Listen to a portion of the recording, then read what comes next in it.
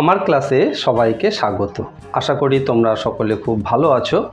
আজ আমরা ক্লাস 4-এর বাটারফ্লাইয়ের একদম শুরুতে যে পৃষ্ঠাটি আছে এখানে দেখো রিভিশন লেসন, অর্থাৎ আগে যে কাজগুলি আমাদের করা হয়ে গেছে সেই কাজগুলিকে আবার একটু ঝালিয়ে নেওয়া, আমাদের মনে আছে কিনা সেগুলি একটু দেখে নেওয়ার জন্য এই অংশটি আমাদেরকে দেওয়া হয়েছে।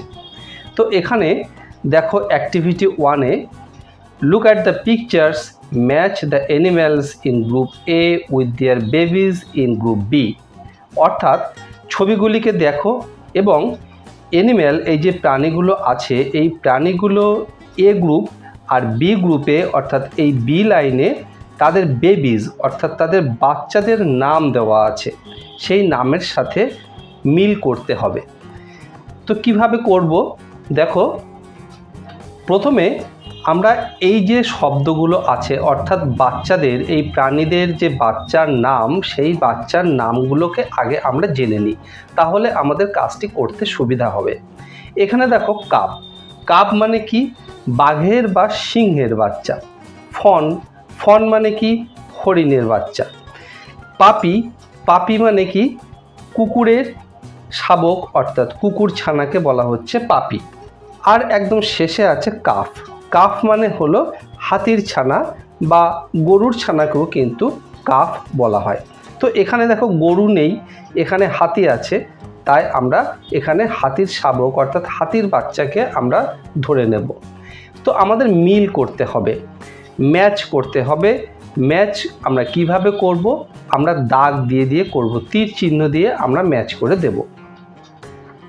প্রথমে দেখো এখানে আছে কুকুর, তাহলে কুকুর ছানাকে আমরা কি বলছি? পাপি। কুকুর ছানার সাথে পাপির এরকম দাগ দিয়ে আমরা হাতেই করছি, একটু বেঁকা হতে পারে, তবু আমাদের এই কাজটি করতে কিন্তু সুবিধা হবে। আমরা স্কেল দিয়েও দাগ টানতে পারি, আমরা সেটি করব না, আমরা এইভাবে দাগ টেনে দিলাম, দিয়ে এখানে একটি তীর চিহ্নের মতো করে দিলাম।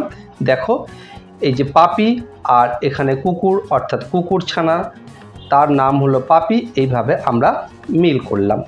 তারপর দেখো এখানে আছে হাতি, অর্থাৎ হাতির বাচ্চার সাথে এই হাতির ছবিটিকে আমাদের মিল করতে হবে। হাতির বাচ্চা আমরা এখানে দেখলাম কোনটি? এখানে কাফ, অর্থাৎ কাফের সাথে এই হাতির মিল হবে। একই রকমভাবে আমরা তীর চিহ্ন দিয়ে এই মিল করে দিলাম। এরপর আছে এখানে হরিণ, অর্থাৎ হরিণের বাচ্চা কি? এখানে ফন, আগেই বলেছি ফন মানে হরিণের বাচ্চা। একদম সুন্দর করে এখান থেকে তীর চিহ্ন দিয়ে এই মিল করে দিলাম, ফন মানে হরিণের বাচ্চা। এবার দেখো এখানে আছে বাঘ, বাঘের বাচ্চাকে ইংরেজিতে কি বলা হয়? কাব। এই যে একদম প্রথমে আছে কাব, তাই একদম বাঘের বাচ্চা অর্থাৎ বাঘের ছবির সাথে এই কাবের মিল করে দিলাম তীর চিহ্ন দিয়ে।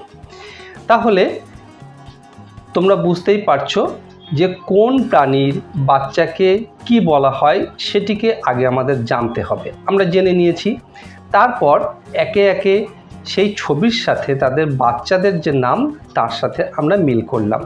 আশা করি তোমরা বাচ্চাদের নামগুলো খুব সুন্দরভাবে মুখস্থ করতে পারবে এবং মনে রাখতে পারবে, এবং পরীক্ষায় যদি এই রকম প্রশ্ন দেয় মিল করার প্রশ্ন, তাহলে অবশ্যই তোমরা সুন্দরভাবে করে ফেলতে পারবে।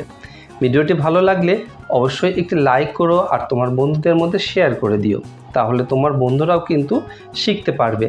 আর এই রকম ভিডিও আবারও পেতে চাইলে চ্যানেলটি অবশ্যই সাবস্ক্রাইব করে রেখো। খুব ভালো থেকো, দেখা হবে আবার পরের ভিডিওতে। ধন্যবাদ।